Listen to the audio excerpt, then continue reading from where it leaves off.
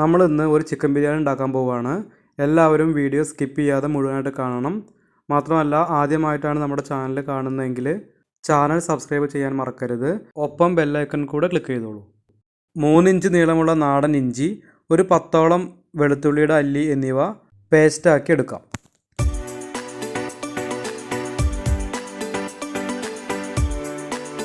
Chicken ബിരിയാണിക്കായിട്ട് 1 kilo chicken നന്നായി കഴുകി എടുത്തിട്ടുണ്ട്. നമുക്കിതിലേക്ക് 1/4 ടീസ്പൂൺ മഞ്ഞൾപ്പൊടി ചേർത്ത് കൊടുക്കാം.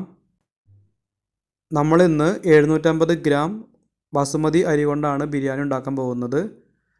ഇനി നമുക്ക് ഈ ചിക്കനിലോട്ട് 1 ടീസ്പൂൺ എരിവുള്ള മുളക് പൊടി ചേർത്ത് കൊടുക്കാം. മുളക് പൊടി നമ്മുടെ വീട്ടിൽ തന്നെ പൊടിച്ചെടുക്കുന്നതാണ് നല്ലത്. ഇനി നമുക്കിതിലേക്ക് 1 ടീസ്പൂൺ മല്ലിപ്പൊടി ചേർക്കാം. മല്ലിപ്പൊടിയും നമ്മുടെ വീട്ടിൽ പൊടിച്ചെടുത്താണ് നല്ലത്. നമ്മൾ കടയിൽ നിന്ന് വാങ്ങുന്ന പൊടികളിലെല്ലാം എത്രത്തോളം മായമുണ്ട് എന്ന് പറയാൻ പറ്റില്ല. ഇനി നമുക്ക് ഇതിലോട്ട് 1/2 ടീസ്പൂൺ ഗരം മസാല കൂടെ ചേർത്ത് കൊടുക്കാം. ഈ ഗരം മസാല നമ്മൾ വീട്ടിൽ പൊടിച്ചെടുത്ത് തന്നെയാണ്. ഇനി ഇതിലോട്ട് 1 സ്പൂൺ ലൈം ജ്യൂസ്, നാരങ്ങാനീര് ഒഴിച്ച് കൊടുക്കണം. നമ്മൾ നാരങ്ങാനീര് ഒഴിച്ച് കൊടുത്തിട്ടുണ്ട്. ഇനി 1 ടീസ്പൂൺ ഉപ്പ് കൂടെ ചേർത്ത് കൊടുക്കാം. ഇനി ഇതിലോട്ട് നേരത്തെ അരച്ചു വെച്ചിരിക്കുന്ന ഇഞ്ചി വെളുത്തുള്ളി പേസ്റ്റ് ചേർക്കണം. നമ്മൾ അരച്ച് വെച്ച് മുഴുവൻ ചേർക്കേണ്ടതില്ല. അതിൽ നിന്ന് ഒരു 1/4 ഭാഗം എടുത്താൽ മതി. നമ്മൾ ഏകദേശം 1 സ്പൂൺ ഇഞ്ചി വെളുത്തുള്ളി പേസ്റ്റ് ചേർത്ത് കൊടുത്തിട്ടുണ്ട്. ഇനി ഇതെല്ലാം നന്നായി ഇളക്കി യോജിപ്പിക്കണം. അതിനുശേഷം 1 മണിക്കൂറോളം നമുക്കിത് നന്നായി മസാല പിടിക്കാനായിട്ട് മാറ്റി വയ്ക്കാം. ഫ്രിഡ്ജിൽ വയ്ക്കുകയാണെങ്കിൽ പെട്ടെന്ന് തന്നെ പിടിച്ച് കിട്ടും. ഇനി നമുക്ക് ഒരു പാൻ ചൂടാക്കി അതിലേക്ക് കുറച്ച് വെളിച്ചെണ്ണ ഒഴിക്കാം. ഏകദേശം 4 സ്പൂൺ വെളിച്ചെണ്ണ ഒഴിച്ചിട്ടുണ്ട്. നമുക്കിനി അണ്ടിപ്പരിപ്പ്, മുന്തിരി എന്നിവ ഫ്രൈ ആക്കി എടുക്കണം. നമ്മൾ വീട്ടിൽ തന്നെ ഉണ്ടാക്കുകയാണെങ്കിൽ നമുക്ക് അത്യാവശ്യം നന്നായി തന്നെ അണ്ടിപ്പരിപ്പ്, മുന്തിരി ചേർത്ത് കൊടുക്കാം. കാഷ്യൂ കഴിക്കുന്നത് നമുക്ക് കുറച്ച് ഹെൽത്തി ആയിട്ടുള്ളത് കൂടി ആയതുകൊണ്ട് അതിന് പിശുക്ക് കാണിക്കേണ്ട ആവശ്യമില്ല. നമ്മൾ അത്യാവശ്യം നല്ല രീതിയിൽ അണ്ടിപ്പരിപ്പ്, മുന്തിരി ചേർത്ത് കൊടുക്കുന്നുണ്ട്. എണ്ണ നന്നായി മൂത്ത് വരുന്നുണ്ട്. ഒരു മീഡിയം ഫ്ലെയിമിൽ തീ വെച്ചാൽ മതിയായിരിക്കും. തീ കൂട്ടി വെച്ച് കഴിഞ്ഞാൽ നമ്മുടെ അണ്ടിപ്പരിപ്പ് പെട്ടെന്ന് കരിഞ്ഞു പോകും. അണ്ടിപ്പരിപ്പ്, മുന്തിരിയും ഒരേ സമയം ചേർക്കരുത്. അണ്ടിപ്പരിപ്പ് ആദ്യം ചേർത്തതിന് ശേഷം അത് പതുക്കെ ഇളക്കി കൊടുക്കുക. അതൊരു ബ്രൗൺ നിറമായതിന് ശേഷം മാത്രം നമുക്ക് അതിലേക്ക് മുന്തിരി ചേർത്ത് കൊടുക്കാം. മുന്തിരി പെട്ടെന്ന് തന്നെ ഫ്രൈ ആയി കിട്ടും. അതുകൊണ്ടാണ് മുന്തിരി പിന്നീട് ചേർത്ത് കൊടുക്കുന്നത്. നമ്മുടെ ഈ മുന്തിരി ഒരു ബോൾ പോലെ ഇങ്ങനെ പൊന്തി വരുന്നുണ്ട്. ചെറിയൊരു ബ്രൗൺ നിറമാവും. ഈ സമയത്ത് നമുക്കിത് മാറ്റാം. അണ്ടിപ്പരിപ്പ്, മുന്തിരി മാറ്റി വെച്ചിട്ടുണ്ട്. ഇനി ഇതേ എണ്ണയിലോട്ട് തന്നെ നമുക്ക് കുറച്ച് സവാള, 3 സവാളയാണ് ഞാൻ എടുത്തിരിക്കുന്നത്. 3 മീഡിയം സൈസ് സവാള ചെറുതായി അരിഞ്ഞതാണ്. അത് എണ്ണയിലേക്ക് ഇട്ട് കൊടുക്കാം. നമുക്ക് ഈ സവാള ഫ്രൈ ചെയ്തെടുക്കണം. സവാള ചേർക്കുമ്പോൾ ഒരു മീഡിയം ഫ്ലെയിമിൽ തീ വയ്ക്കാവുന്നതാണ്. സവാള മൂത്ത് വരുന്നതനുസരിച്ച് നമുക്ക് തീ കുറയ്ക്കാം. സവാള ഇട്ട് കൊടുത്തതിന് ശേഷം തുടർച്ചയായി ഇളക്കിക്കൊണ്ടിരിക്കണം. എന്നാൽ മാത്രമാണ് എല്ലാ ഭാഗവും ഒരുപോലെ ഫ്രൈ ആയി കിട്ടുകയുള്ളൂ. നമ്മുടെ സവാള ഏകദേശം ഫ്രൈ ആയിട്ടുണ്ട്. ഈ സമയത്ത് നമുക്കിത് മാറ്റി വയ്ക്കാം. ഒരുപാട് മൂത്ത് കഴിഞ്ഞാൽ കരിഞ്ഞു പോകുന്നതാണ്. ഇനി നമുക്ക് സവാള ഫ്രൈ ആക്കിയിട്ടുള്ള ബാക്കിയുള്ള എണ്ണ ഉണ്ട്. ആ എണ്ണ ഒരു പാനിലേക്ക് ഇടാം. അതിലേക്ക് 1 സ്പൂൺ നെയ്യ് കൂടെ ചേർത്ത് കൊടുക്കാം. തീ ലോ ഫ്ലെയിമിലാണ് ഇപ്പോൾ ഉള്ളത്. ഇതിലേക്ക് നമുക്ക് 1/2 ടീസ്പൂൺ പെരിഞ്ജീരകം, 1 ബേ ലീഫ്, അതുപോലെ തന്നെ 3 ഇഞ്ച് നീളമുള്ള കറുവപ്പട്ട, 4 ഗ്രാമ്പു, 4 ഏലക്ക എന്നിവ ഇട്ട് കൊടുക്കാം. ഒരു 30 സെക്കൻഡ് ഒന്ന് ഇളക്കി കൊടുത്തതിന് ശേഷം ഇതിലോട്ട് നമ്മൾ അരിഞ്ഞു വെച്ചിരിക്കുന്ന പച്ചമുളക്, തക്കാളി എന്നിവ ചേർത്ത് കൊടുക്കാം. 3 പച്ചമുളക്, അതുപോലെ തന്നെ ഒരു വലിയ തക്കാളി എന്നിവയാണ് നമ്മൾ എടുത്തിട്ടുള്ളത്. ഇത് നമുക്ക് ബിരിയാണിക്ക് ആവശ്യമുള്ള ചിക്കൻ കറിക്കുള്ള ഗ്രേവി ഉണ്ടാക്കാനാണ്. നമ്മൾ നന്നായി ഇളക്കി കൊടുക്കണം. തക്കാളിയിലെ നീരൊക്കെ ഒന്ന് വറ്റി വരണം. തക്കാളിയിലെ നീരൊക്കെ ഒന്ന് വറ്റി വന്നിട്ടുണ്ട്. ഏകദേശം നമ്മളൊരു 2 മിനിറ്റ് ഫ്രൈ ആക്കിയിട്ടുണ്ട്. ഇനി ഇതിലോട്ട് നമ്മൾ നേരത്തെ അരച്ച് വെച്ചിരിക്കുന്ന ഇഞ്ചി വെളുത്തുള്ളി പേസ്റ്റ് ഇല്ലേ, അത് ചേർത്ത് കൊടുക്കാം. ബാക്കിയുള്ളത് ഏകദേശം 1 സ്പൂൺ ഉണ്ടായിരുന്നു, അത് ചേർത്ത് കൊടുത്തിട്ടുണ്ട്. അതിലെ വെള്ളം ഒന്ന് വറ്റി വരുമ്പോൾ നമുക്ക് നമ്മൾ നേരത്തെ മസാല പിടിക്കാനായി മാറ്റി വെച്ച ചിക്കൻ ഇതിലോട്ട് ചേർത്ത് കൊടുക്കാം. ചിക്കനിൽ നമ്മൾ മസാലയൊക്കെ ചേർത്തുകൊണ്ട് തന്നെ ഒരു 2-3 മിനിറ്റോളം മീഡിയം ഫ്ലെയിമിൽ ഇങ്ങനെ ഇളക്കി കൊടുക്കണം. കുറച്ച് ഉപ്പ് കൂടെ ചേർത്ത് കൊടുക്കാം. ചിക്കനിലെ മസാലയൊക്കെ ഒന്ന് ആ എണ്ണയിലൊന്ന് ഫ്രൈ ആയി വരട്ടെ. ഇപ്പോൾ നമ്മുടെ ചിക്കനിലെ മസാല പച്ചമണമൊക്കെ മാറിയിട്ടുണ്ടായിരിക്കും. 3 മിനിറ്റ് ഫ്രൈ ആക്കിയിട്ടുണ്ട്.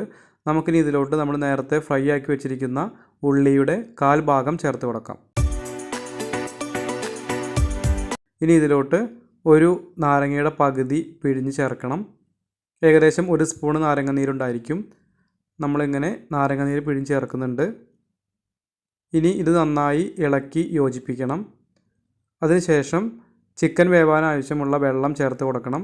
നമ്മളിവിടെ ഏകദേശം 1 ഗ്ലാസ് വെള്ളമാണ് ചേർത്ത് കൊടുക്കുന്നത്. ഒരുപാട് വെള്ളം ചേർത്ത് കൊടുക്കേണ്ട ആവശ്യമില്ല. ഇപ്പോൾ നമ്മുടെ ചിക്കൻ കറി ഇങ്ങനെ തിളച്ച് വരുന്നുണ്ട്. ഇതിലോട്ട് കുറച്ച് പുതിനയില ഇട്ട് കൊടുക്കാം. കുറച്ച് മല്ലിയിലയും ചേർത്തിട്ടുണ്ട്. ഇനി നമുക്കിത് ഒരു 10 മിനിറ്റ് അടച്ച് വെച്ച് വേവിക്കാം.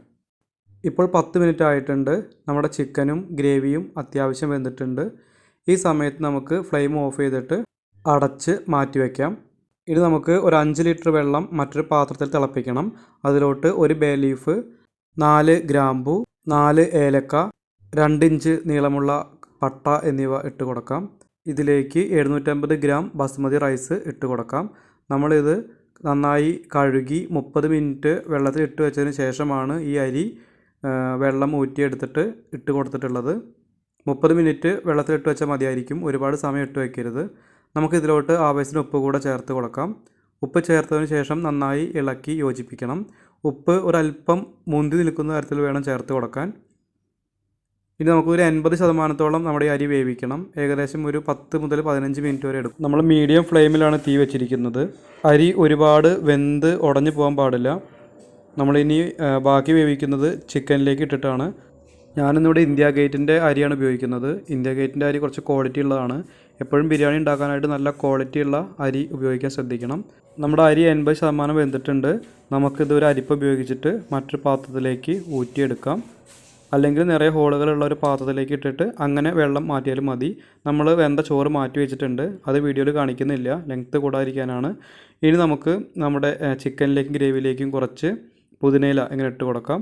എന്നിട്ട് അതിൻ്റെ മുകളിലായിട്ട് നമ്മൾ വെള്ളം ഊറ്റിയെടുത്തിട്ടുള്ള ചോറ് ഇങ്ങനെ ഇട്ട് കൊടുക്കണം.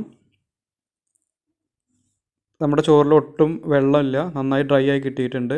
വേവ് പാകത്തിന് മാത്രമാണ്. നമുക്ക് ഏകദേശം മുഴുവൻ ചോറും ഇങ്ങനെ ഇട്ട് കൊടുക്കണം.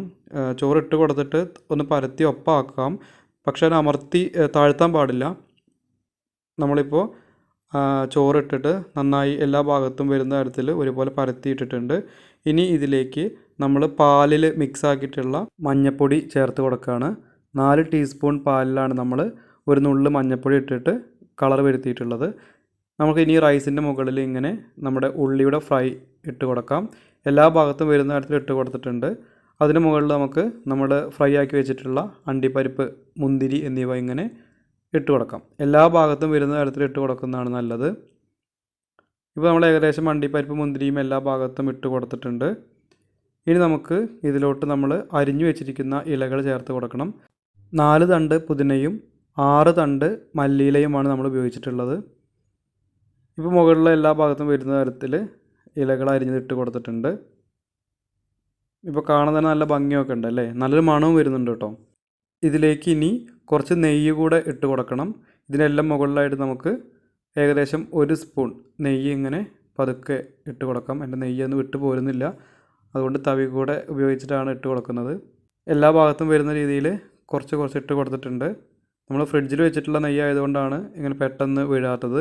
ഇനി നമുക്കിത് അടച്ചു വയ്ക്കാം. ഇനി നമുക്ക് ഈ ബിരിയാണി ദമ്മ് ചെയ്തെടുക്കണം. അതിനായിട്ട് ഒരു വലിയ പാത്രം, ഞാനിവിടെ പാനാണ് ഉപയോഗിക്കുന്നത്, സ്റ്റവിൻ്റെ മുകളിൽ വെച്ചിട്ട് നല്ല ഫ്ലെയിമിൽ ചൂടാക്കി എടുത്തിട്ടുണ്ട്. അതിനുശേഷം ലോ ഫ്ലെയിമിലേക്ക് ഇട്ടിട്ട് നമ്മുടെ ബിരിയാണി റൈസ് ആ പാത്രത്തിൻ്റെ മുകളിലേക്ക് കയറ്റി വെച്ചിട്ടുണ്ട്. ഇനി നമുക്കിങ്ങനെ ഏകദേശം ഒരു 15 മിനിറ്റോളം ഇത് വേവിച്ചെടുക്കണം. തീ ലോ ഫ്ലെയിമിലായിരിക്കണം. 15 മിനിറ്റിന് ശേഷം തീ ഓഫ് ചെയ്തിട്ട് 30 മിനിറ്റ് മുതൽ 1 മണിക്കൂർ വരെ നമ്മൾ തുറക്കാതെ വയ്ക്കണം. അതിനുശേഷം തുറന്ന് നമ്മുടെ സ്വാദിഷ്ടമായ ബിരിയാണി സെർവ് ചെയ്യാം. ബിരിയാണി റെഡി ആയിട്ടുണ്ട്. ഇപ്പോൾ നല്ലൊരു മണമൊക്കെ വരുന്നുണ്ട്. നമ്മൾ ഏകദേശം ഫാമിലിയിൽ 150 മെമ്പേഴ്സ് ആവുന്ന സമയത്താണ് നമ്മൾ ബിരിയാണിയുടെ വീഡിയോ ചെയ്യുന്നത്. 1.5 മാസം കൊണ്ടാണ് നമ്മൾ വളരെ പെട്ടെന്ന് 150ലേക്ക് എത്തിയത്. സപ്പോർട്ട് ചെയ്യുന്ന എല്ലാ ഫാമിലി മെമ്പേഴ്സിനും സബ്സ്ക്രൈബേഴ്സിനും നന്ദി പറയുന്നു. നമുക്ക് മറ്റൊരു വീഡിയോയിലൂടെ വീണ്ടും കാണാം.